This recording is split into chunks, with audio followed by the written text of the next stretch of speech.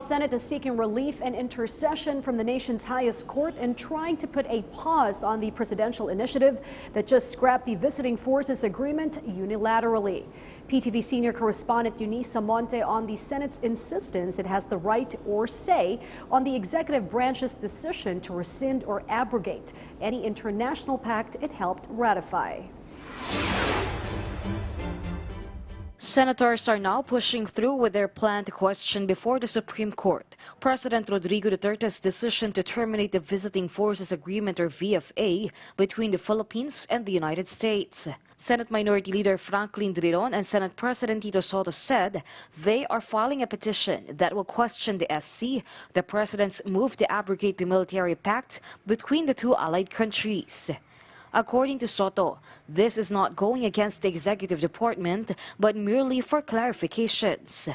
For Senator Drilon, the Senate should be given clear instructions on the withdrawal of the international treaties that were once approved by the Senate. We're talking about the legal issue again being elevated to the Supreme Court because the legal issue is now in the Supreme Court through our petition to question the withdrawal from the Rome Statute.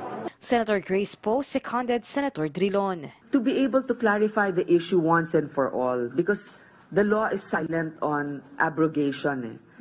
It only says that the Senate has to be able to concur on that. But for Senator Ronald Bato de la Rosa and Senator Amy Marcos, this is no longer needed, for they can just talk it over among themselves. For Senator Panfilo Lacson, whether or not there are treaties like this, Filipinos are resilient and will survive with no doubt.